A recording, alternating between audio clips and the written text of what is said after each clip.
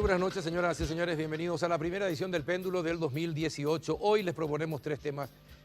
Dos están relacionados, los dos primeros. Estamos ya con la doctora Victoria Acuña, fiscal que investiga el caso de Fernández Lindman. Con ella vamos a hablar acerca de cómo está la investigación, por qué avanza lentamente, por qué se apartó el juez que tenía que tomar algunas medidas y bueno, y cómo toma desde la Fiscalía, cómo se toma todos estos audios que comprometen a muchos que están en esa institución. El segundo bloque vamos a hablar con dos periodistas, destacados periodistas, Pepe Costa y Pablo Guerrero, acerca de los audios filtrados.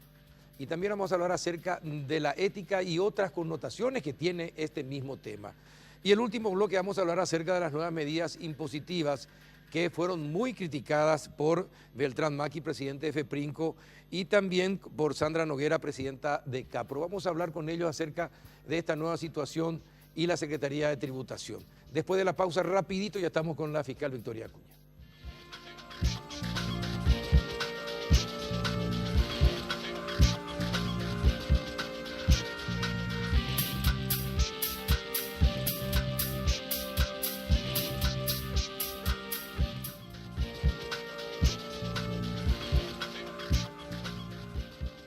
¿Qué tal, doctora Victoria Acuña? ¿Cómo está?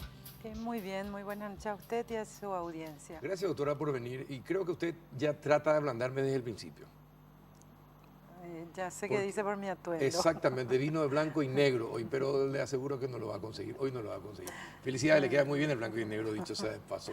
Muchas gracias. Bueno, doctora, ¿cómo está la investigación de Fernández Lindman? Bueno, en realidad nosotros estamos avanzando y como expliqué en otros medios de prensa, como se trata de un hecho de enriquecimiento ilícito, y en este caso en particular, porque tengo que aclarar que acá no está involucrado ningún audio, Sí. fue una denuncia directa que se hizo sobre hechos Mabel concretos, Renfeld lo dice, sí. sobre hechos concretos de que existirían cuentas a nombre de 3 personas, ¿verdad? De las que sí pudimos tener rápidamente información es del señor Fernández, Raúl Fernández. Y con relación a eso, entonces tomamos, existiendo una sospecha seria por el volumen de cuentas que se tenía y por los montos que se manejan en esas cuentas, tenemos la sospecha de que en realidad esos fondos no provienen de sus ingresos lícitos, que es lo que castiga el enriquecimiento ilícito. ¿Y quiénes son las otras dos personas que figuran? Son funcionarios del jurado de enjuiciamiento también. Allegados, cercanos a... Allegados que estaban a cargo del señor Fernández. Y también, lógicamente, en el hecho punible de enriquecimiento siempre se extiende la investigación a las personas más cercanas. Esto hablamos de cónyuges, padres y todo ese tipo de cosas, porque normalmente los bienes que provienen se ponen a nombre de otro. Se ponen a nombre de las personas más cercanas. Sí. Entonces eso también es... o se crean sociedades. Exactamente. Y también involucramos el hecho punible de lavado de dinero porque la sospecha que tenemos es que estos fondos provienen de la Comisión de Hechos Punibles, que ya son de público conocimiento a través de los audios en donde se habla inclusive en uno de ellos de aperturas de cuenta en una entidad financiera de plaza. Entonces, esos fueron los elementos que tuvimos y también tuvimos en cuenta para abrir formalmente y por sobre todas las cosas, para precautelar esos fondos que existen en esas cuentas, que solamente un juez puede ordenar un embargo de esos. ¿Y qué pasó con el juez que iba a entender en el caso? El que salió sorteado en ese momento tiene causales de inhibición con el defensor del señor Fernández Lindman, por lo cual se inhibió y mañana se cumple el plazo de 3 días para que el que le sigue en orden de turno y que hoy ya es el de feria pueda tomar una determinación. Y mientras tanto nada se puede hacer con las cuentas. Y mientras tanto ni nada... Ni pedir que si haya, ni prohibir que tenga extracción alguna, no se puede hacer nada. Pasa que el Ministerio Público no es órgano jurisdiccional y no tiene la potestad. Más allá de que los bancos han sido requeridos de esa información y ya tienen conocimiento de que esas causas están involucradas en un proceso penal y que en su momento también, y aprovecho la oportunidad para agradecer a las entidades bancarias que con mucha rapidez respondieron al pedido del Ministerio Público. ¿Cuántos bancos son? En realidad se ofició a todos los bancos de plaza, porque se hizo a través de la Superintendencia de Bancos, que hace hace la comunicación a todos Hace los un bancos. pedido a todos los bancos a ver si alguno Exactamente, tiene una cuenta sí. en nombre de este Pero señor. en realidad, como teníamos ya entidades bancarias identificadas, entonces a ellas sí emplazamos por 2 horas en ese día para que nos cumplieron? remitan. Sí, ¿En 2 horas? varias de ellas, no exactamente en 2 horas, pero en el día en el que le solicitamos. Eso permitió que podamos tomar decisiones, porque realmente confirmaban las sospechas que teníamos. ¿A ustedes los fiscales les complica cuando un juez se separa así y no pueden pedir que se congelen, por ejemplo, las cuentas? ¿Es complicado para una investigación? Claro que es complicado porque nosotros no tenemos esa potestad de poder embargar bienes o cuentas, al igual que inclusive ni un allanamiento uno puede hacer sin una orden judicial. Claro. Entonces, lógicamente nos complica por el tiempo. Lo que en este caso también fue beneficioso para la causa fue que el día viernes hubo feriado bancario. Entonces también prácticamente son 2 días los que tenemos, y como digo, es muy difícil, o por lo menos yo tengo esa seguridad de que las entidades bancarias también, al tener conocimiento de que esas cuentas están involucradas en un proceso penal, seguramente comunicarían a la Fiscalía algún movimiento que haya en esas cuentas. Entonces, creo que de esa manera se manejarían. Ahora, y los datos que ustedes tienen, ¿despierta sospecha o indicios de que efectivamente hay algo raro entre lo que este señor percibe mensualmente con lo que tiene depositado en las cuentas o los movimientos que tenía en las cuentas? Sí, sobre todo hay de 2015 a la fecha, a diciembre de 2017, digamos, hay mucha compra de divisas, de dólares americanos en sumas importantes que no se compadecen del salario que él tenía. Entonces, lógicamente, también seguramente la defensa remitirá o dará una explicación de eso, pero en principio la sospecha de que eso no tiene relación con lo que efectivamente nosotros tenemos, como lo que percibe como salario de secretario del jurado, es una sospecha y estamos hablando de sumas importantes. ¿Y de qué año a qué año son los pedidos de investigación de las cuentas? ¿O van a ser? En realidad pedimos de todo el año, de 2017 y también 5 años atrás. 5 años atrás. Sí, porque creo que él ingresa en el 2007 en el jurado de enjuiciamiento proveniente de la Corte Suprema. Claro, pero en realidad las entidades administrativamente tienen la obligación de mantener la documentación por 5 años. 5 años. Entonces, más que eso no podemos solicitar. Ajá. Así es. Entonces, en este momento, ¿y cuál fue el motivo de la causal de inhibición del juez? Usted dijo...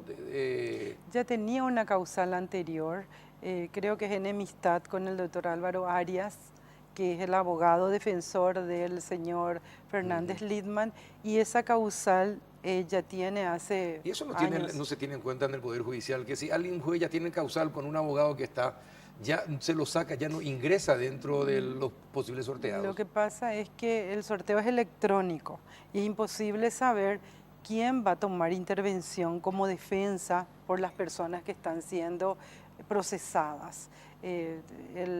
El sorteo lo hacemos nosotros en nuestras oficinas y posteriormente, una vez que el juez toma conocimiento quiénes son las partes, es que si existe alguna causal, se separa. Sí, así es. Y ya está ese tema. Esto me imagino que van a ser también investigados los familiares más cercanos de este señor. Están siendo investigados. Sí, así es.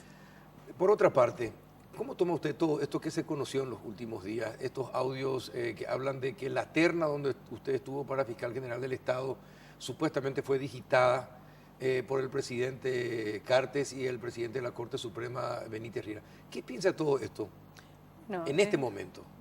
Yo creo que, primeramente, creo que es saludable que se tome conocimiento de todo esto, porque si esto va a beneficiar para que haya un cambio en la justicia, creo que es positivo, por un lado.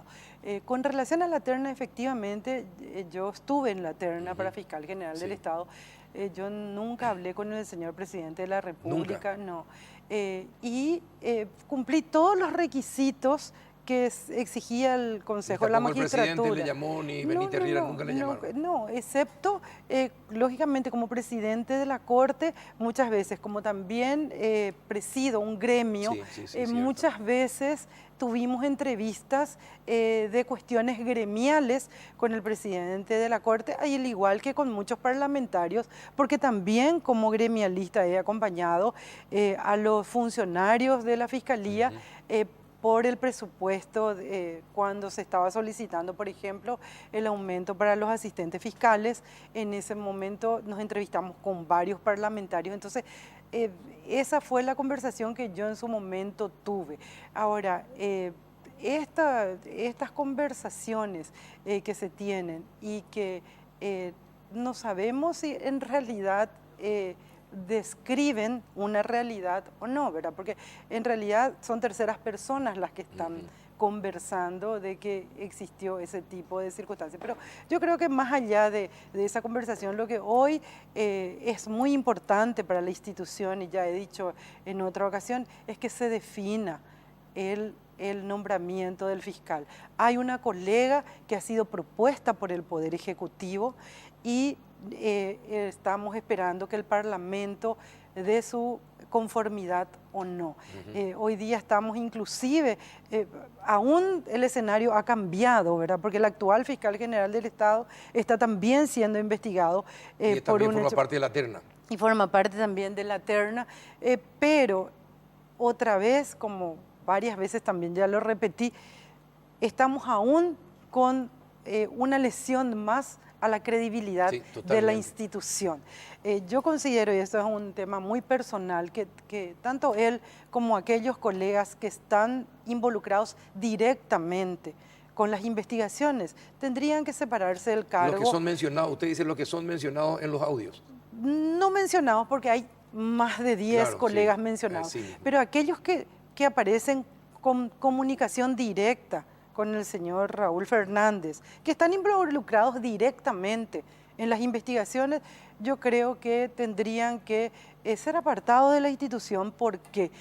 Porque para generar más credibilidad. Hoy día todos, absolutamente todos los funcionarios del Ministerio Público, y más aún aquellos que estamos investigando estos hechos, no gozamos de la credibilidad de la ciudadanía. ¿Ustedes son conscientes de esa situación? Somos conscientes, lógicamente, y siempre decimos que nos juzguen por nuestros hechos, no por lo que dicen que hacemos, ¿verdad? Entonces, que nos den ese voto de confianza, que yo creo que se está dando ese voto, esa demostración de que realmente somos funcionarios comprometidos con la democracia, con el Estado de Derecho, y lógicamente todas aquellas personas que están involucradas en los hechos van a gozar de todas las garantías para ejercer su defensa. Ahora, la gente sospecha, y esto uno lo lee repetidas veces en las redes sociales, que no corresponde que el doctor Federico Espinosa sea el que encabece todo el proceso de investigación, sea el que designe a los fiscales,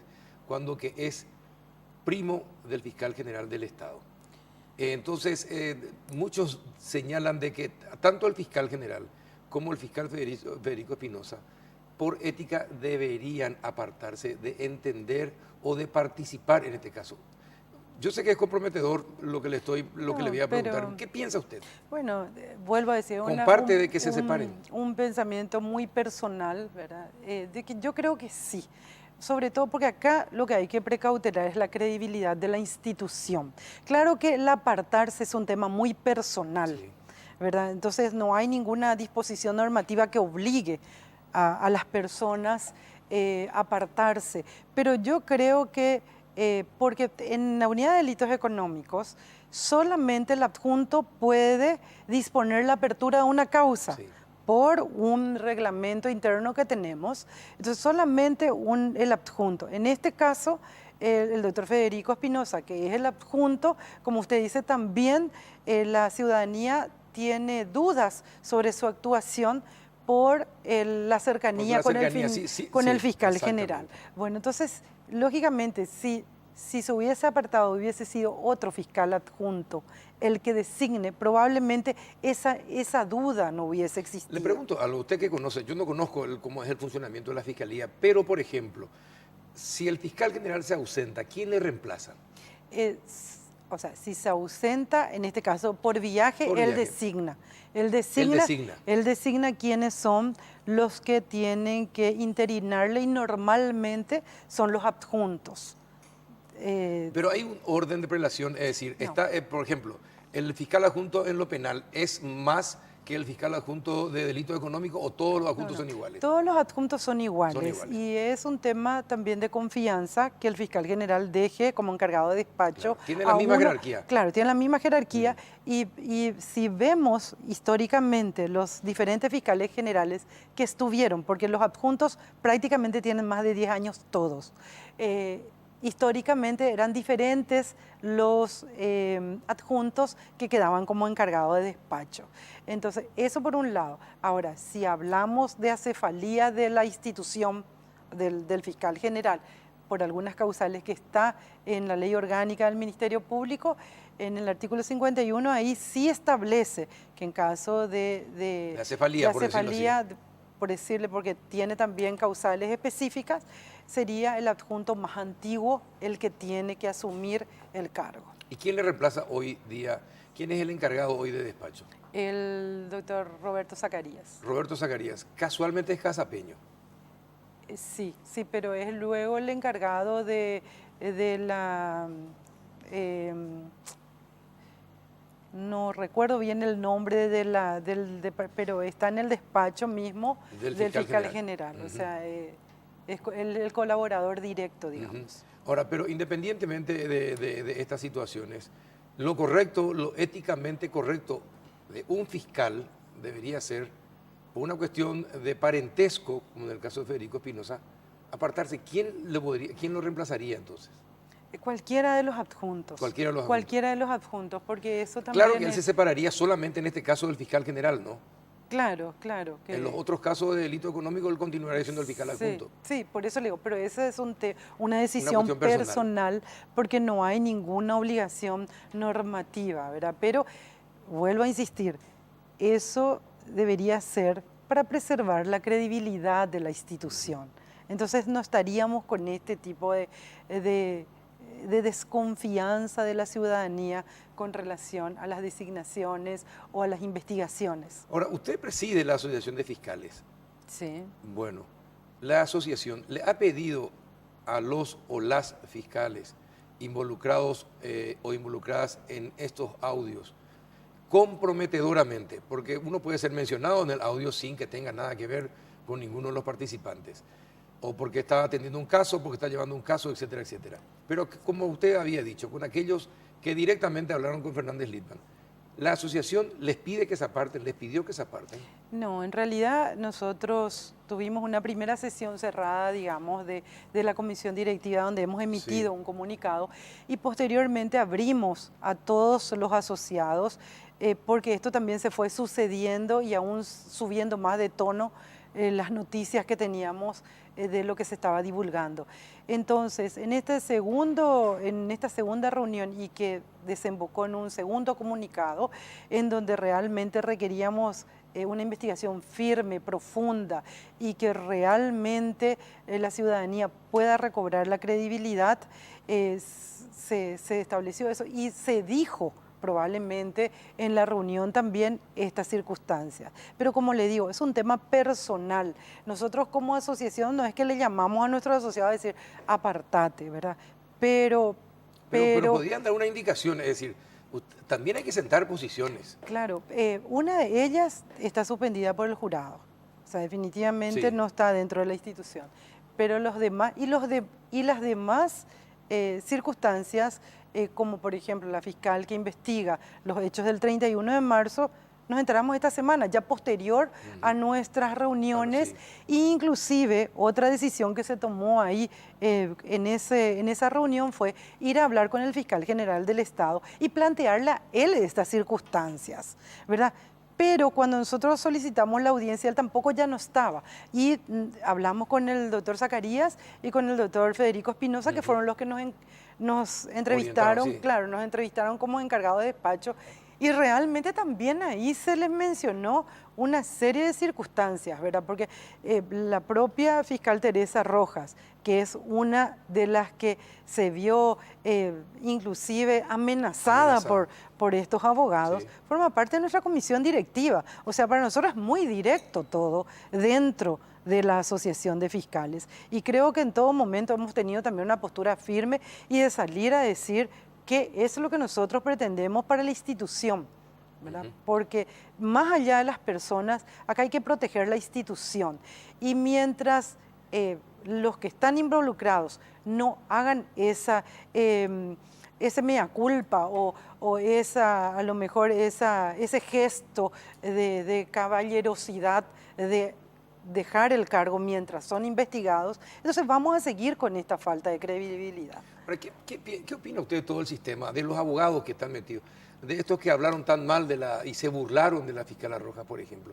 Que usted los conoce porque tratan con ellos, pero ¿qué piensa cuando se descubren todas estas cosas? Bueno, lo que pasa es que esta lucha gremial de circunstancias del jurado en enjuiciamiento data de años. Nosotros sabíamos que muchas cosas se manejaban así, pero nunca tuvimos pruebas, como hoy se tiene estos audios en donde realmente se desnuda como varias causas, porque no son solamente esas, muchísimas causas se escucharon de cómo se cambiaron calificaciones y una serie de circunstancias.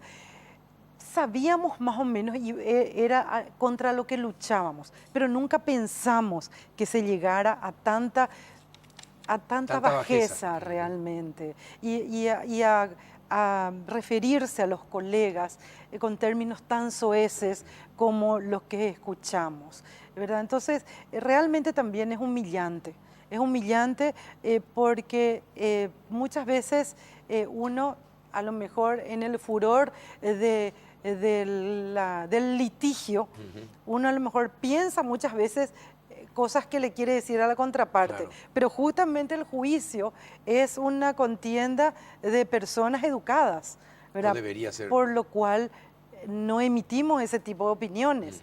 Entonces, pensábamos que tampoco se hacía en privado, ¿verdad? Pero realmente es muy humillante. Y finalmente, ¿confían en los integrantes, de estos integrantes del jurado de enjuiciamiento, atendiendo todo esto que se sabe? ¿Ustedes confían en estos integrantes del jurado de enjuiciamiento?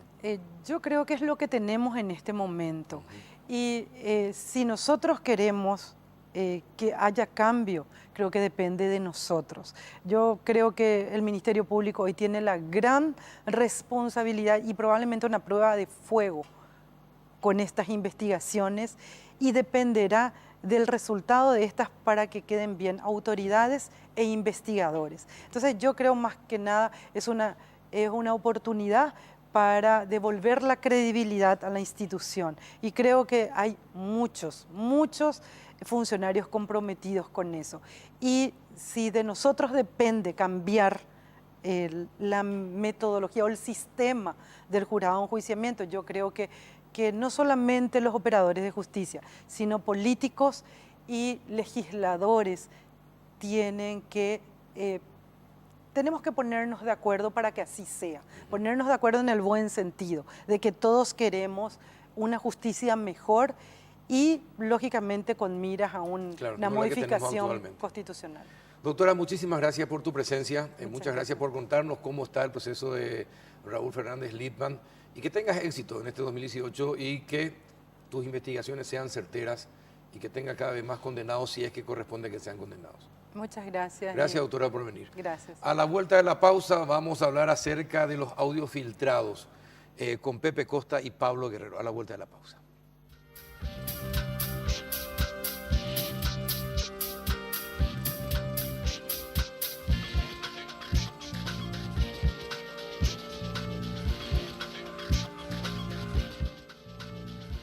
Ya estamos en el segundo bloque del péndulo, estamos ya con Pepe Costa. Pablo Guerrero está saliendo del diario ABC Color, ya llega en instantes nada más. ¿Qué tal, Pepe? ¿Cómo estás?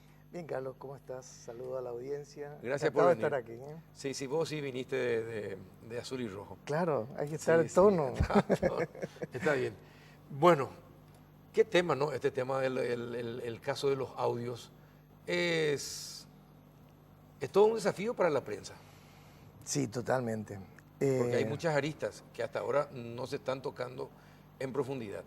Sí, muchas aristas, pero la principal creo que nos está perdiendo de objetivo y eso me parece interesante, que es la oportunidad que se tiene de ahondar en la investigación de la corrupción que abarca en todos los niveles de nuestra vida política y particularmente causa mucho daño cuando esa corrupción permea en la justicia. Y eso es algo que hay que celebrar, que haya mecanismos y caminos por donde investigar la corrupción y llegar a hacer que aflore todo eso para que pueda ser corregido.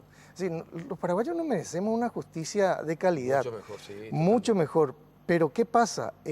Todo este engranaje de la corrupción, de la corruptela, hace que todas las instituciones estén inficionadas y una de ellas es la justicia. Entonces también hay que, digamos, hacer que este tipo de circunstancias que ocurren históricamente, esto es un hito en este momento, sirvan para que, por un lado, las instituciones que deban investigar esto lo hagan con corrección, lo hagan con calidad.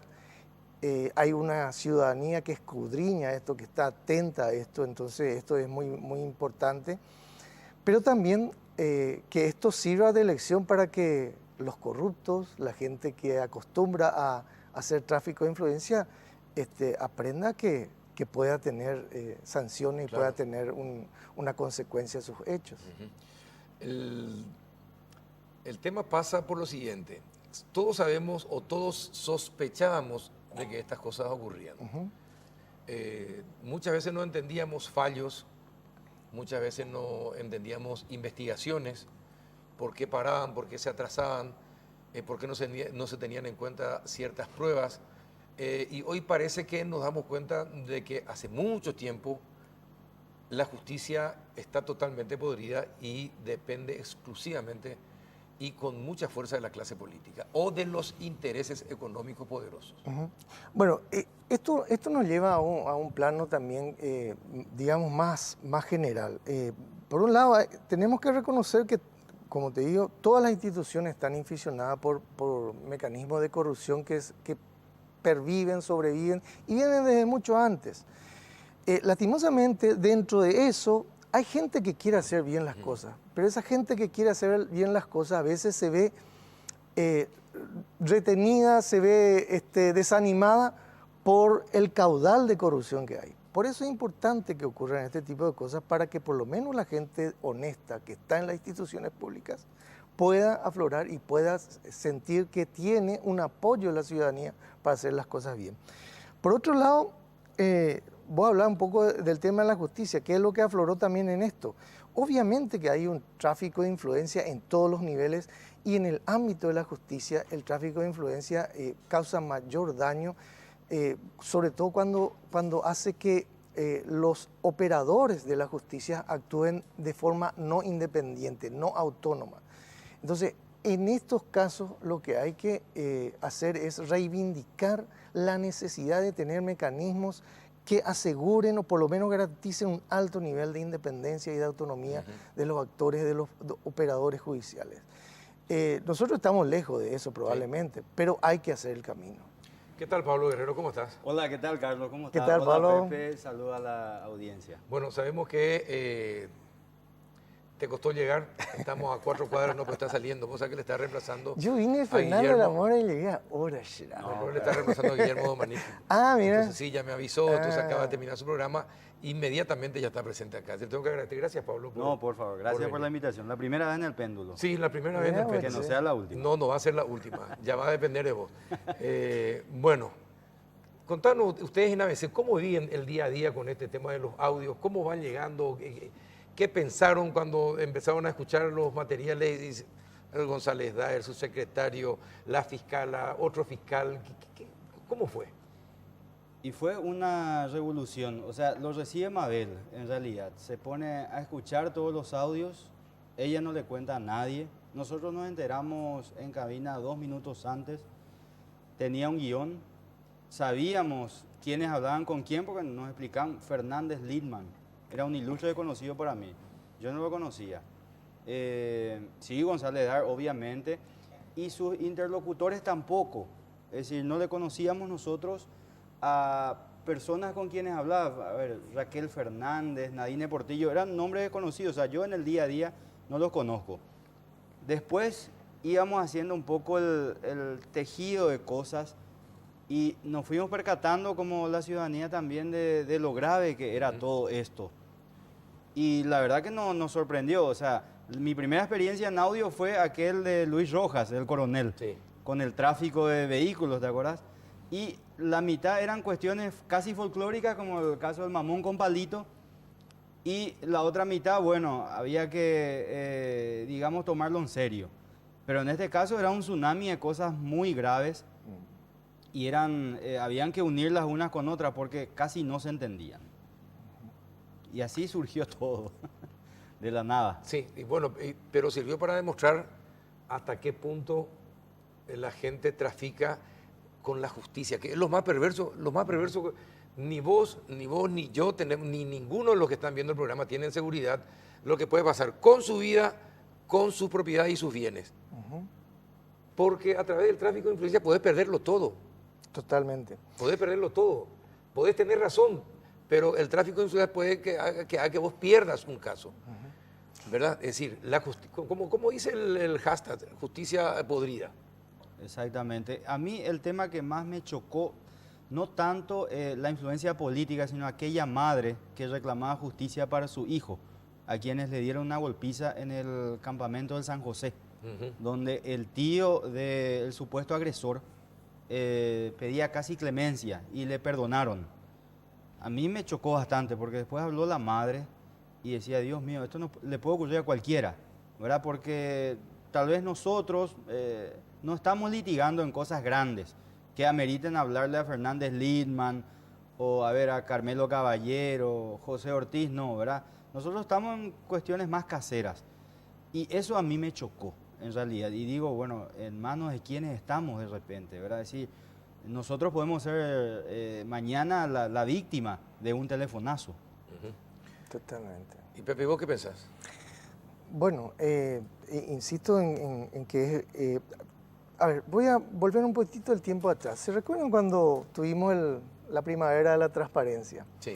2013.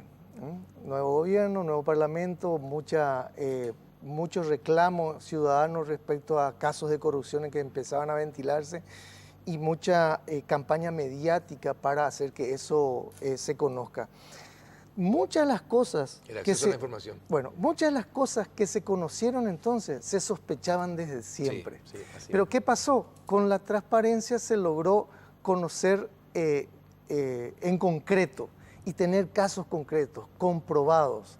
Los caseros de oro, la niñera de oro, etcétera, etcétera.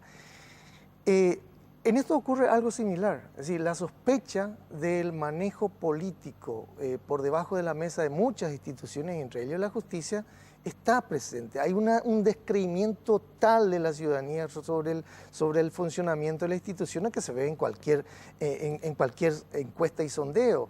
Y esto no es, ojo, esto no es propiedad privada tampoco de Paraguay nada más, es a nivel internacional esto, en algunos países más o en otros menos, pero lo que nos da la oportunidad, este tipo de filtraciones, después hablaremos cómo vienen esas filtraciones y qué tipo de condimentos o ingredientes éticos o no éticos tienen, esas filtraciones nos dan la oportunidad de comprobar que realmente hay gente que está metida en esto y quiénes están metidos en esto. Y que lucran. Claro, entonces... Y que lucran con tu caso, con el caso con de él, el caso de cualquiera, desde casos grandes, grosos, hasta casos comunes como el que estaba señalando. Entonces, esto hace que la gente se sienta insegura. Y un país que no tiene seguridad jurídica es un país que se va a desbarrancar. Entonces, lo que tenemos que hacer los ciudadanos, la gente que está en las instituciones públicas y que quiere honestamente trabajar por el país, es trabajar para que este tipo de cosas afloren, se conozcan y se sancionen. Aquí lo peor que puede pasar es que finalmente no sean sancionados los que son investigados por estos delitos. Ahora, Pablo, ustedes en ABC, cuando empezaron a publicar esto, ¿cuál era la intención? En primer lugar, averiguar si son reales. Luego decía cómicamente, como le caracteriza, que podía ser un imitador y temíamos de que fuese así. O sea, Es una fíjate, joda. vos Sí. recibís un audio ¿Cómo hicieron eso? y podés poner el prestigio en manos de unos cómicos que te quieren hacer pasar gato por liebre. Está ese riesgo también. Sí. Y escuchamos, digamos, la primera parte lo hizo Mabel Intotun, luego compartimos un poquitito y dijimos, no, esto es real, no, esto es muy grave. Y bueno, y a partir de ahí empezamos a hilar ciertas cosas y nos fuimos a los casos concretos y coincidían plenamente. Ahora, lo que no sabíamos es cómo terminaron esos juicios. Eso sería interesante Sí. conocer. Hay que hacer un seguimiento. Hay que hacer Pero hay que hacer un un seguimiento de todos los involucrados y sus casos. Hay que hacer un seguimiento de los abogados involucrados y sus casos. Entonces es una tarea Bueno, muy yo grande. ahí quiero apuntar dos cositas. Me parece muy interesante lo que está explicando Pablo desde el punto de vista del trabajo periodístico. Es decir, hicieron una tarea de comprobación, que eso es muy importante en materia de calidad periodística. O sea, la tarea de comprobación mínima que te permite decir, ojo, aquí no, qué sé yo, no son imitadores, por ejemplo. Es una conversación real.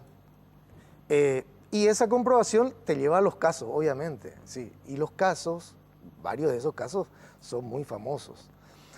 Lo otro que quería decir es que justamente, y me parece un buen paso dado por la Corte, y esperemos que eso también después se divulguen los resultados de la auditoría que se hacen de los casos señalados en los audios. Es decir, ¿por qué? Porque, ¿qué es lo que pasa cuando hay tráfico de influencia o hay una mano negra trabajando sobre juicios? Es que los resultados tienen que ser ilógicos con la lógica jurídica. Es decir, tienen que ser favorables a lo ilógico. Entonces, eso O pueden prescribir. O pueden prescribir. O pueden prescribir, Y que es otra alternativa. Claro, Sí. pueden prescribir, pueden no recibir sanciones, lo que deban recibir, etcétera, etcétera.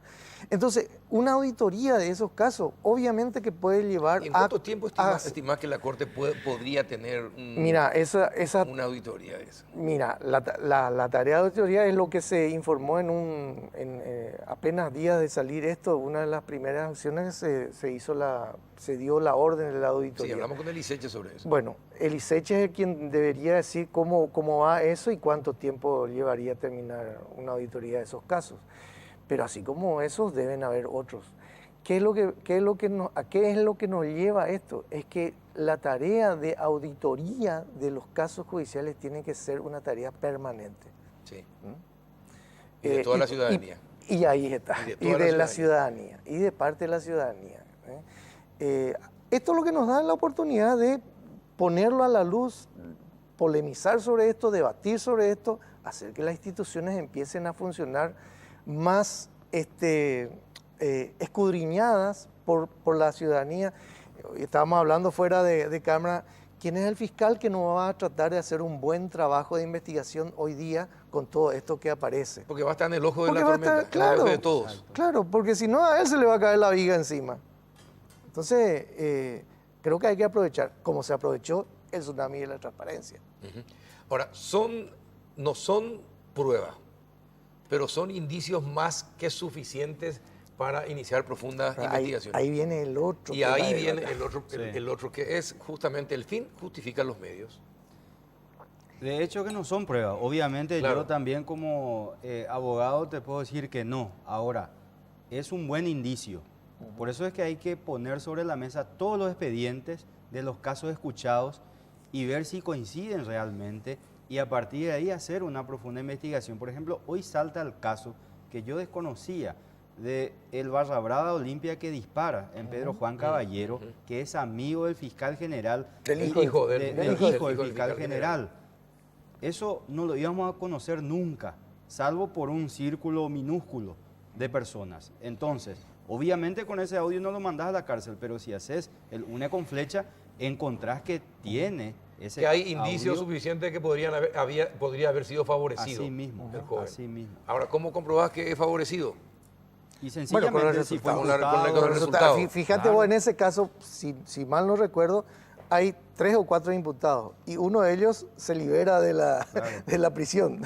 y tiene permiso de salir Y del tiene, país. tiene por permiso de salir del país. Claro. O sea, esos resultados te muestran que hay una ilogicidad en Ahora, lo bueno de la justicia o de la fiscalía en este caso es que ya lo imputó, creo que tiene orden de captura, hoy lo agarraron.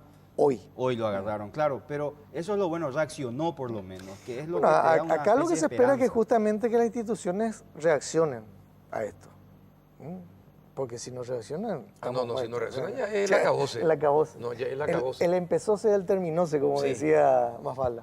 Ahora, este tema a ver, de lo lícito o lo ilícito, yo creo que hay cosas que en el ámbito periodístico, pero también en el ámbito jurídico es importante decirlo. A ver, en primer lugar, esas conversaciones son conversaciones privadas, Sí. categóricamente. Son de una persona con otra, son De conversaciones funcionario público en conversaciones privadas. conversaciones privadas. Un funcionario público y una persona privada, para poner uno de los casos, Fernández Liman, y la obtención de esa conversación se hace a través de una interceptación de llamada, que no tiene respaldo judicial. Ergo, esa interceptación es ilegítima e ilegal. Eso también es claro. Para mí eso es clarísimo. Ahora, esto llega a la prensa. La prensa hace el trabajo de comprobación y decide qué Publicar. hacer con él. Claro. En este caso, divulgarlo.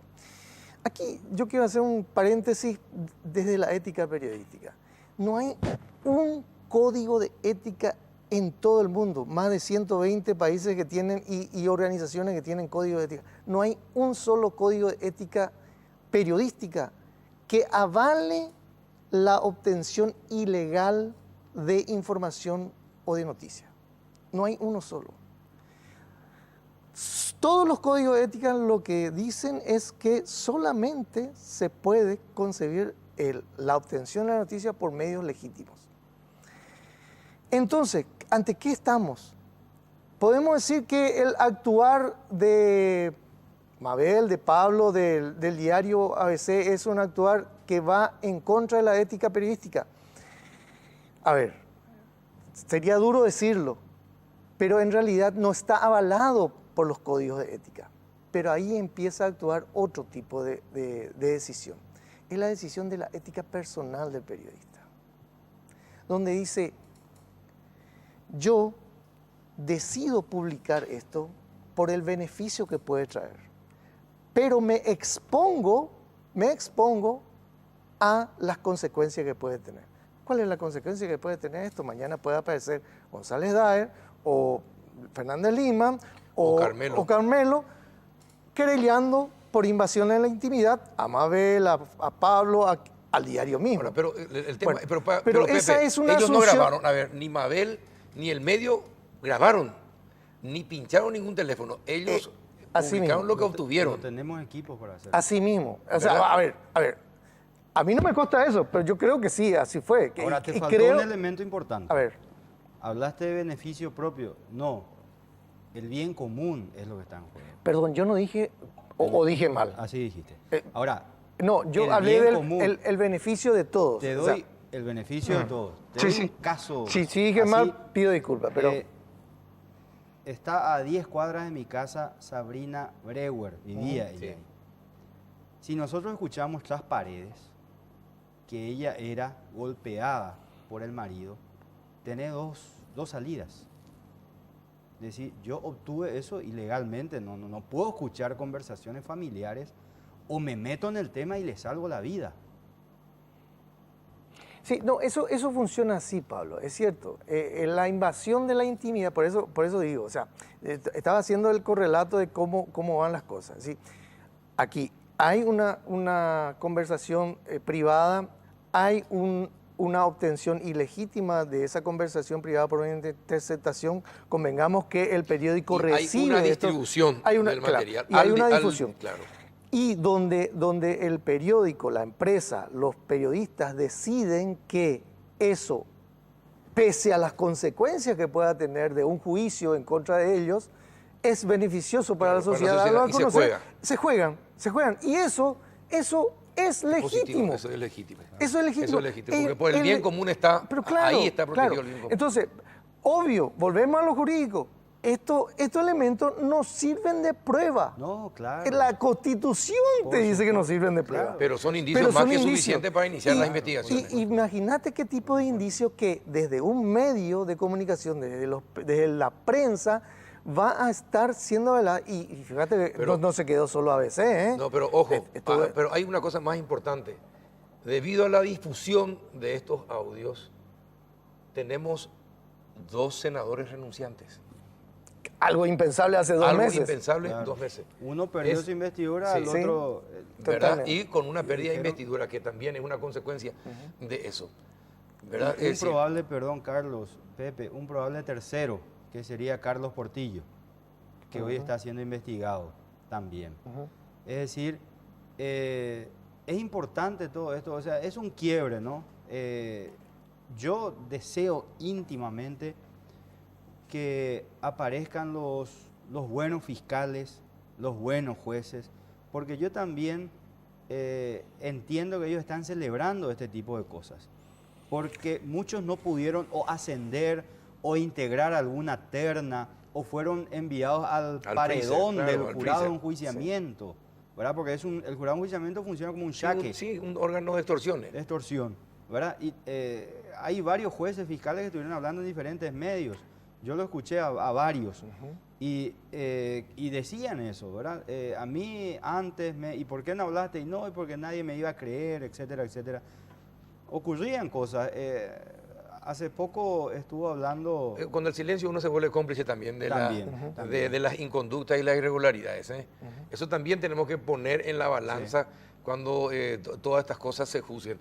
Pero hay una cosa, y a los dos les quiero decir, que también es preocupante y que creo que tenemos que poner también ahí el acento. ¿Quién nos está escuchando? ¿Quién se encarga de escuchar nuestras conversaciones privadas y después de difundirlas de acuerdo a la conveniencia de quién y para favorecer a quién? Creo que es otra cosa que debemos poner en la mesa. Bueno, mira, sobre eso justamente tuiteando, porque ahí muchas veces uno debate y qué sé yo, decía que yo creo que el beneficio que trae esta filtración es muy grande y creo que todos reconocemos que es un beneficio para la sociedad porque ayuda a hacer aflorar la corrupción que hay y a combatirla mejor. El beneficio no nos debe hacer perder de vista los derechos que tenemos que defender para todos, que es, no podemos elegir la solución del Big Brother de Wells. Es decir, no podemos elegir la opción del gran hermano que controla a todos, porque eso sería el acabose de nuestra posibilidad de desarrollarnos como personas, de nuestra libertad. Sí. Entonces, tenemos que ser cuidadosos con ese tipo de cosas. Es decir, no magnificar esto, o sea, los medios... No glorificar las escuchas. Claro, no glorificar las escuchas. Obviamente. Sí. De la misma manera que yo siempre fui crítico, y vuelvo un poco al campo del periodismo, fui crítico con respecto a el periodismo de investigación que se basa total, honestamente o principalmente en el uso de artimañas. La cámara oculta, el micrófono oculto, etcétera, que también están totalmente vedados por la ética periodística. El mejor periodismo de investigación en la historia mío ha sido, y el principal y el que siempre está presente en los manuales, fue el del Washington Post en el caso Watergate. Y ese trabajo de investigación periodística es un dechado de ética periodística. los periodistas que hacían la investigación se presentaban como periodistas ante cada uno de los entrevistados. No es que se presentaban simulando ser, no sé, Juan Pérez. O sea, es un dechado de ética periodística. Claro, no es fácil hacerlo, pero yo sé que hay periodistas y hay medios que pueden hacer ese tipo de periodismo sin recurrir a las artimañas que lo que hacen es, simplificar el trabajo periodístico, hacerlo más cómodo, más fácil, pero en lo fácil no siempre está la calidad. Vuelvo a eso por una cuestión de que es un poco de nuestra profesión. Es decir, y vuelvo a decir, rescato que este tipo de filtraciones ocurran, pero no las quiero magnificar. O sea, tenemos que tener cuidado. De la misma manera que tenemos que tener cuidado de que todas las libertades que hemos conseguido en los últimos 27, 28 años después de la dictadura no caigan ni decaigan porque queremos combatir la corrupción. No, hay que combatir la corrupción, pero sin perder la libertad. Pablo, ¿qué Claro. piensas? Sí, en parte estoy de acuerdo, pero hay cuestiones que son muy importantes, como cuáles. Cito el caso, por ejemplo, del atraco al Partido Liberal. La versión que daba la policía sobre el atraco era totalmente distinta a la que después se vio en la cámara oculta. Y la cámara oculta sirvió como un elemento de prueba. Perdón, decir, Pablo, circuito cerrado, ¿verdad? pero eso Circuito no era cerrado. cámara oculta. O sea, circuito es un cerrado. circuito Circuito cerrado, cerrado, sí. ¿verdad? Sí, circuito cerrado. Entonces, vos obtenés esos datos y haces una serie de análisis, ¿verdad? Ahora, yo insisto en lo siguiente. Yo recibo un audio. Los protagonistas son reales. Los casos públicos son reales. Afectan al bien común. Yo no tengo ningún problema en divulgarlo. Con nombre y apellido. Totalmente de acuerdo, Yo no Pablo. tengo ningún problema. Ahora, si recibo un audio que hablan de mamón con palito y qué tal, entonces no, eso no. No, ahí yo creo que se ve la madurez y la responsabilidad del medio de los periodistas, obviamente. Porque, mira, audio a montones. Los programas de farándula, audios y videos a montones. O sea, vamos, ahí es donde se ve realmente cuando hay un periodismo con responsabilidad, un periodismo con seriedad.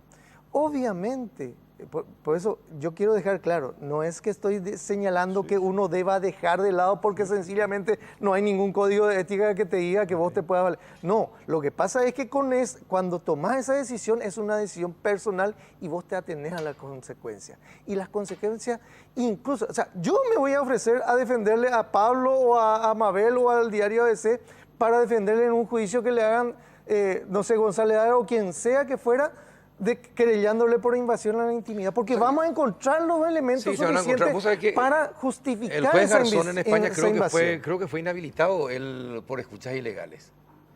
Creo que el juez Garzón, ¿o no te acordás? No recuerdo, disculpa. Ya el Alzheimer. Bueno, pero No, pero de todas formas, el propósito de la charla, de este debate con ustedes dos, era justamente clarificar un poco los conceptos para que la gente sepa cómo se actúa cuando se tienen estos datos. Por eso le invitamos a Pablo. Quería traerle a Mabel, pero entiendo la situación en que se encuentra Mabel. Entonces le dije a Mabel, bueno, ¿quién puede venir? Me dio dos nombres. Pablo o Marcos Cáceres. Marcos Cáceres está en Buenos Aires. Entonces, si al que le podríamos habernos ido allá. Sí, podía, si al que le pude traer y sacarle del diario esta noche era a Pablito que está con pero nosotros. ahí también hay algo que creo que hay que decir. Uno, personalmente felicito el trabajo de equipo y la decisión tomada. O sea, insisto, la decisión tomada pese a los riesgos que implica eso personalmente y profesionalmente, es una decisión que va en beneficio de la ciudadanía. Y se está viendo esto. Y ojalá termine bien en el sentido de que aquello que también está que todos los medios se sumaron. Más, claro, y le piden a ABC para difundir No, la y me escucha parece, y para continuar y ahí haciendo sus propias ahí investigaciones. yo creo interesante. Mira, ocurrió en el caso de Washington Post lo contrario, en el caso de Watergate. Era el Washington Post solo, se iba hasta que al final, cuando empezó a tocarle al más grande de todos los peces, que era Nixon, ahí se sumaron los otros. Todos, sí. Pero aquí no ocurrió eso. Aquí, en este caso se sumaron enseguida. Y yo quiero celebrar también el espíritu a ver, solidario en sentido de sociedad Correcto. que tomaron los otros periódicos Correcto. y mencionando la fuente, totalmente. lo cual Así no mismo. suele ser muy común. No, no es muy común, cierto, doy fe de eso. Bueno, Sí. ¿algo más que quiera decir, Pablito? No, nos pasó eso, cierto. Lo que dice Pepe, el profesionalismo de los colegas, de los medios, de otros medios, digo yo, ¿verdad? Porque a veces le pasó eso. Última hora saltó con el tema de la UNA Ujú, y sí, nos subimos todo al carro, sí. ¿verdad? O sea, Por porque la importancia. por la importancia. Por la importancia Claro, y lo porque trascendente del el tema no es propiedad de un medio, Ujú. el tema es de todos. Hay un medio que toma primero y bueno, y nos metemos todos, ¿verdad? Porque generalmente alguien tomaba un tema y decía, no, esto es lo mío, nadie se puede meter con esto, ¿verdad? Este es mi 12 por 30. No, en este caso es por el bien de todos, ¿verdad? Lo importante de esto, y cierto lo que decís, hay una parte gris que tenemos que resolver alguna vez, que es tan gris como aquel civil que usa una escopeta en una galería, por ejemplo, y que no está habilitado a hacerlo, Sí, Así mismo. sí. ¿verdad? Tan gris como eso. O en la calle. O en la calle. O en la calle. O sea, en manos de gente irresponsable, esto puede ser una locura total. Totalmente. Bueno, señores, muchísimas gracias, Pablito, por venir. No, gracias. Gracias, Gracias, Pepe, también Carlos. por estar con nosotros. A vos. Espero que se haya entendido un poco más el trabajo de los compañeros del diario de ese color y también del peligro al que nos exponemos todos, porque finalmente hay alguien que nos escucha y tenemos que también tener en cuenta ese detalle. Bueno, a la vuelta de la pausa estamos con Sandra Noguera de Capro. El señor Beltrán Maqui se excusó porque está en un velorio, no va a poder venir, pero con ella vamos a hablar de las nuevas medidas impositivas. ¿Qué pasó con ese tema? ¿Dónde va a ir el impuesto? Una nueva sangría al Estado. De todo eso vamos a hablar con Sandra Noguera a la vuelta de la pausa.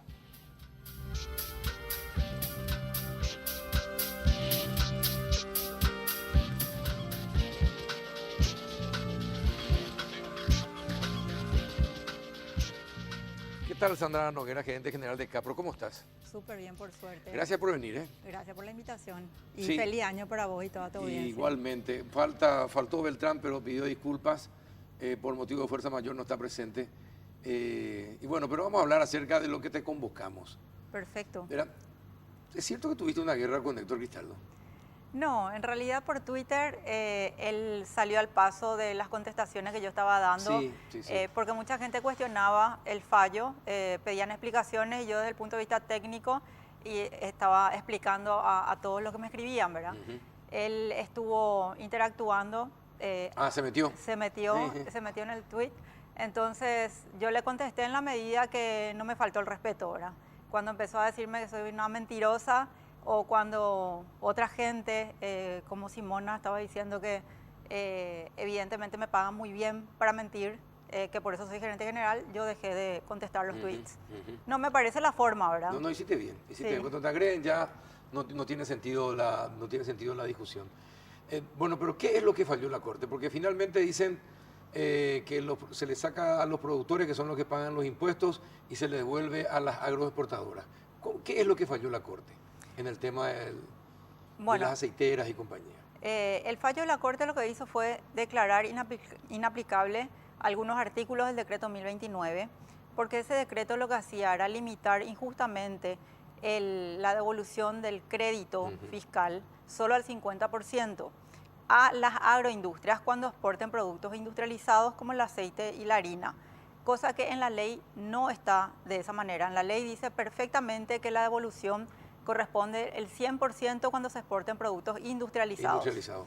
Entonces, Con valor agregado, por decirlo así. claro, con valor Sí, agregado. ¿cómo se dice Entonces siempre? se cumple. La harina y el aceite son productos derivados de la soja, del procesamiento de la soja. Por ende, son productos transformados que tienen una partida arancelaria distinta y tratamientos tributarios distintos también. O sea, son productos industrializados y eso lo dice ya la ley, ¿verdad? De hecho, en el fallo de la Corte se dice justamente que lo que hace es extralimitarse en su facultad del Poder Ejecutivo, porque lo que hacen es decir, bueno, industrialización es solamente si es para consumo final, pero eso no dice la ley. O sea, simplemente pide que sea un producto industrializado y se cumple con eso. Bueno, y ustedes ya estaban, es decir, ¿y cómo se pagaban anteriormente? ¿Cómo se trataba el tema con tributación hasta antes del fallo? Bueno, hasta antes del fallo nosotros obteníamos, bueno, las empresas que exportan granos en estado natural y que exportan productos industrializados recibían el mismo tratamiento tributario. Y ahí está justamente la injusticia, ¿verdad? Porque se desconocía el grado de inversión que se hace en Paraguay, Para la los industrialización, beneficios sí. de la industria que dan empleo a muchísima gente, que hay mayor ingreso de divisas, mayores impuestos también. Entonces, ese tratamiento injusto es el que estábamos recibiendo hasta esta vigencia del decreto ¿Y 1029. durante cuánto tiempo fue el tratamiento injusto por encima? Desde el 2013. Desde el 2013. Sí, de hecho, a través de la ley 5061 se crea el IVA agropecuario y ahí justamente se sostiene, a las industrias sí le vamos a devolver el 100% y cuando se exporten productos sin procesar se va a limitar eso, pero el decreto violó eso. Entonces nosotros ahora con este fallo logramos recuperar ese derecho que ya existía en la ley 5061. Ahora, el ingeniero Cristaldo señalaba que en realidad los únicos beneficiados son ustedes por impuestos que no pagan, que ahora el Ministerio de Hacienda habló, o la ministra de Hacienda habló de 140 millones de dólares en principio, pero eso es teniendo en cuenta lo industrializado y el grano que se exporta. Ella nos dio mayores detalles, dijo que a través de este fallo el Ministerio de Hacienda iba a dejar de ingresar 140 millones de dólares, sí. Sí, por suerte la viceministra Marta González en otra entrevista dijo que ella desconocía en qué contexto dio esa cifra la ministra de Hacienda y también dijo que ellos todavía no habían analizado el fallo. Nosotros en Radio Primero de Sí, Marzo, que no habían analizado el fallo y que tenían que ser más prudentes para poder lanzar una cifra. Desde CAPRO nosotros hicimos los cálculos y para nosotros con este fallo de la Corte obtendríamos una devolución aproximadamente anual de 35 millones de dólares. Eso sí se hace Está muy lejos de los 140 que se hablaban. Demasiado lejos. Demasiado lejos en realidad, Demasiado lejos, sí. Pero bueno, esos son nuestros cálculos, ¿verdad? Que es fácil de calcular, de hecho, porque vos tomás, suponiendo que procesemos 4 millones de toneladas, tomamos un precio promedio de la soja, 330, eso multiplicas por 2,5, que es lo que ahora vamos a recuperar porque la tasa del IVA es del 5% y ahora ese 2,5, el 100%, pero ese es el 50% que faltaba, ¿verdad? Sí. El 2,5, entonces con esos cálculos salen 35 millones, 33 millones, 35 millones, dependiendo ya del precio que tomes de la soja y la alícuota al IVA. Con Claro. esta alícuota al IVA son esos los números, ¿verdad? Bueno, pero hay una gran diferencia. En realidad, así cuando se habla y no se tienen los documentos, se confunde. Porque Cristaldo aprovechó, y dicho sea de paso, hago la declaración, le invitamos al ingeniero Cristaldo y se excusó diciendo de que no podía venir porque creo que era el cumpleaños de su esposa. Entonces, Felicidades a su esposa. Bueno, no lo está diciendo irónicamente. No, para nada. O sea, yo ese tipo de cosas no hago. Bueno, está bien. Así. Está bien, aclarado. Entonces, por eso no está con nosotros, porque también lo habíamos invitado, porque iba a ser interesantísimo que pudieran debatir. Y a la viceministra de Tributación también la habíamos invitado. En principio, había aceptado estar esta noche con nosotros, pero a última hora de la tarde suspendió el venir acá. A mí me hubiese encantado que esté la viceministra Marta González, porque ella hubiese sido un elemento fundamental para poder demostrar que ese 50% que ya estamos recuperando, tanto las empresas agremiadas en CAPRO como las empresas que están en CAPECO, es crédito fiscal generado y que no se puede recuperar de otra forma que no sea vía devolución, porque cuando vos exportás, la exportación no está grabada por el IVA, entonces no tenés un débito IVA generado.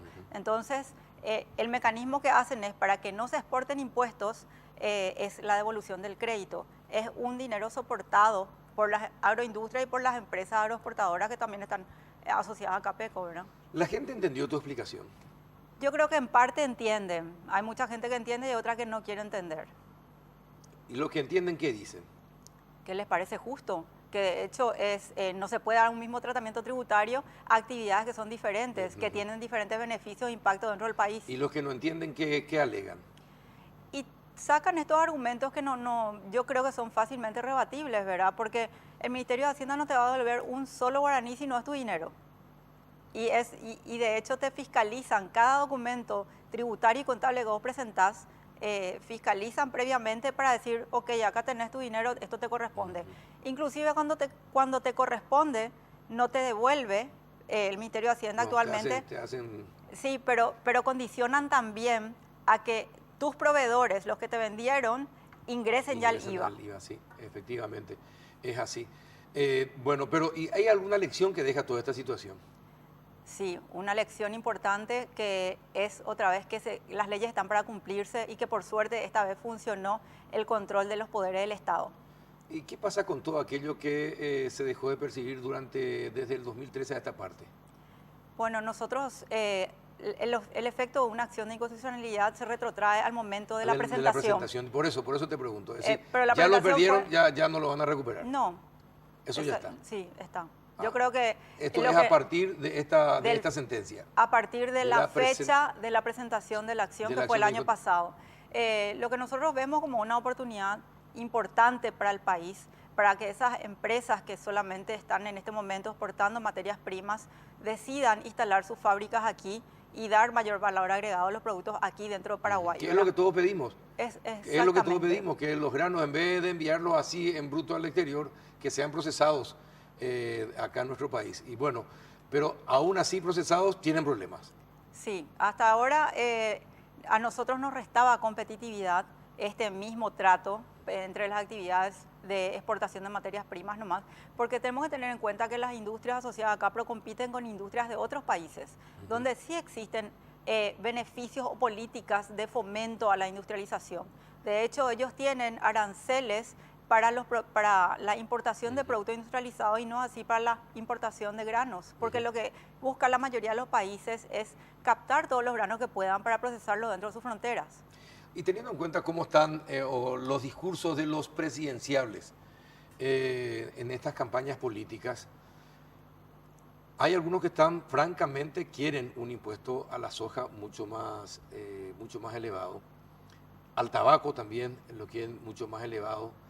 Algunos dentro de la disidencia colorada o dentro del grupo Marito dicen por lo menos que suba el impuesto al tabaco al 20% como establece la ley hoy, que con eso ya tendríamos 15 millones más de ingresos. Pero en lo que respecta a la soja, sí hay intenciones así, bastante fuertes de diversos sectores políticos de elevar los impuestos. Ustedes te reunieron, Capro se reunió con los candidatos, establecieron algún diálogo, algún acercamiento para teniendo en cuenta esos temas. Sí, nosotros nos reunimos con el candidato específicamente ahora con Marito y su equipo. Con Santiago Peña nos habíamos, en ese momento ya cuando fue ministro de Hacienda, con Correa también nos habíamos reunido varias veces y le presentamos de hecho este problema y nuestras inquietudes y ellos entendieron perfectamente que lo que nosotros estamos buscando es que se mantenga o se respete ese diferencial, que no podés tratar igual actividades diferentes. La Capro está abierta a dialogar con quien asuma el gobierno, ¿verdad? Para poder analizar cuál es el régimen que va a permitir que Paraguay salga adelante. Nosotros estamos abiertos a trabajar y si es necesario subir los impuestos, bueno, trabajaremos en ese sentido también, ¿verdad? ¿Y con quién se reunió? ¿Con Marito Audo? Sí. ¿Y qué les dijo? Él nos dijo que entendía el problema, pero que también tenemos que analizar y sentarnos entre todos a evaluar esto, ¿verdad? Ahora, ¿y cuál fue, cómo lo sintieron? ¿Que deseosos de aumentar los impuestos? No, de lo que sentimos, no hablamos de tema impositivo, simplemente nos fuimos para explicarle el fallo, ¿verdad? De la Corte y los efectos. ¿Esto fue estos días? Sí, nomás? estos días nomás. Pero lo que él sí dijo, sería fantástico que en Paraguay se pueda industrializar más. Claro. Eso es lo que nos manifestó, ¿verdad? Y nos habló de aumentar los impuestos. No, no llegamos a eso. No llegaron a eso. No llegamos ¿Con a eso. Efraín no se reunieron? No, aún no. ¿Pero piensan reunirse? Posiblemente sí, vamos a ver. Nosotros consideramos que tenemos que reunirnos con todos los posibles candidatos, tanto del Poder Legislativo como el Poder Ejecutivo. Ese acercamiento es importante. ¿Por qué con Marito primero? Porque no, fue el que primero nos recibió. Está abierto al diálogo. Está abierto. Ajá. Yo no digo que los otros no, aclaro, yo no digo que los otros no. Ahora, pero ¿ustedes propusieron una reunión o él intentó reunirse con ustedes? ¿Cómo fue? No, nosotros. ¿Ustedes? Sí. Y rápidamente aceptó la invitación. Sí. Y por eso te vuelvo a preguntar, ¿por qué con Marito primero? porque este contacto yo ya había hecho antes. Antes. Ajá. Sí, antes de hecho de todo de que salga el fallo de la Corte. Nosotros habíamos solicitado una reunión tanto con Santiago Peña como con Marito. ¿Ustedes no piensan que la oposición puede ganar? No, sí, no, nosotros no cuestionamos quién puede ganar en este momento. Pero también se van a reunir. Es el deseo de Capro reunirse con todos los actores. ¿Y con los legisladores del Frente Guasú no se reunieron? Mucho antes nos reunimos. ¿Y sí? ¿Y cómo fue la reunión? A ver, cuéntenos. Fue bastante, también entendieron que es importante que la industrialización en Paraguay se logre afianzar, Sí. que se complete todo el valor agregado dentro del país, ¿verdad? Nosotros nos reunimos concretamente cuando surgió el tema del impuesto a la soja, que reflotó, ¿verdad? Sí. Porque ellos querían conocer la postura de Capro. Y de hecho, había surgido en varios medios de prensa que supuestamente nosotros estábamos impulsando ese proyecto. Y nosotros no estamos, en ningún momento impulsamos un proyecto que implique un impuesto a la exportación, porque nosotros consideramos que no se deben exportar impuestos. Un país, para ser competitivo, tiene que bajar lo que se pueda en materia de exportación. Ahora, ¿y cómo hacer que el negocio del cultivo de soja sea productivo para todos, sea beneficioso para todos? Para el Estado, para el pequeño productor, para el gran productor, para las empresas que median entre el productor y el mercado. ¿Cómo hacer que sea productivo para todos? Yo creo que hay mucho todavía por hacer. Creo que todos los actores de la cadena debemos reunirnos, Sí. También con el gobierno, ¿verdad? Esta es una oportunidad excelente para poder hacer eso. Nosotros consideramos que en la medida que la industria de la molienda se consolide, también ayuda, como somos pocas las industrias, nosotros ayudamos también a la formalización, porque a nosotros sí nos auditan fuertemente. Entonces nosotros podemos actuar, de hecho somos agentes de retención de los impuestos. Cuando nosotros compramos bienes y servicios, Sí. tenemos que retener impuestos. Entonces, de esa manera, ayudamos también al Ministerio de Hacienda en su tarea de recaudación. Entonces, creo que es una buena oportunidad ahora, con esta modificación, o sea, con este reconocimiento que ya estaba en la ley, de que nos reunamos y realmente todos en forma responsable trabajemos. ¿Y cómo toman esta cuestión de que las transnacionales en este negocio son las que siempre se quedan con la torta más grande y no el Estado, ni los pequeños productores? Pero es que eso no es cierto, porque de hecho, si vos tenés en A ver, cuenta... explíquele a la audiencia, ¿cómo es? ¿A ¿Cómo qué es el cámara negocio? querés que mire? A ella. Bueno, de hecho no es cierto eso, porque las empresas multinacionales, que en realidad vos tenés que decir, empresas multinacionales es capital extranjero, pero está radicado acá. Son industrias que están acá, que están generando todos los beneficios dentro del país. Y que de hecho estamos, como cualquier otra industria, tributamos IRASIS, o sea, el impuesto a la renta de actividad comercial, industrial o de servicios. No hay una tasa diferenciada para nuestra actividad. Nosotros tributamos sobre la base del 10%. Si distribuimos utilidades, 5% adicional. Y cuando remesamos al exterior los dividendos, pagamos 15% adicional. Decime cómo este sector, nosotras industrias, se puede sostener que no estamos pagando impuestos. ¿Y cuánto aportan? Para que la gente sepa, ¿cuánto aportan anualmente? Bueno, esos datos te puedo facilitar más, con mayor precisión en otro momento. Porque es un secreto. No, no es un secreto. No tengo consolidada esa información. Aproximadamente. ¿Alguna estimación? No se puede decir. Te paso no, es que no se pueda decir. No tengo yo los datos, yo no quiero meter la pata. Ajá, bueno, está bien. Que no te ocurra lo que le pasó a la ministra de Hacienda, ¿no? Sí, no, totalmente. Uno tiene que ser prudente con las declaraciones que hace. Bueno, pero aportan mucho. Aportamos en la medida que nuestra renta neta, vos tenés que tener en cuenta, el impuesto a la renta es igual. Sí. Tanto nosotros tributamos igual que cualquier otra industria. Entonces, si nuestra renta neta es mayor, vamos a aportar más. Pero si nosotros estamos obteniendo una renta neta baja, nuestro impuesto va a ser menor. O sea, no hay ¿Y la ningún renta secreto en eso. mayor o baja, de qué depende? ¿Cuáles son los factores que influyen en que esa renta sea más alta o menos alta? Bueno, y depende del precio de la soja, depende ¿Cuáles de son las variables para que la gente depende de sepa? tus costos, de muchas cosas. La renta neta es la diferencia entre la renta bruta y los Y gastos anualmente hay deducibles. diferencias. ¿Hay diferencias en los costos? Sí, hay diferencia en los costos. Suben Por los ejemplo, productos. el tema el ajuste tarifario de la ANDE también nos repercutió este año, perdón, el año pasado. Yo no estoy todavía. Hay costos que totalmente Que varían. varían, Ujú. sí, costos variables. Bueno, interesante es el tema, pero todavía me hace ruido. Me imagino que la gente del Frente Guazú les habrá preguntado lo mismo que le estoy preguntando yo. Y Sí, ellos nos preguntaron. ¿cuál era la preocupación mayor que ellos les expresaron? La preocupación de ellos era que había un gran todavía sector que estaba evadiendo y cómo podían hacer para que aumentar el caudal de contribuyentes. ¿De los agroexportadores dicen ellos? No, ellos estaban hablando, ellos específicamente hablaron de los productores, de la informalidad que existe en ese sector.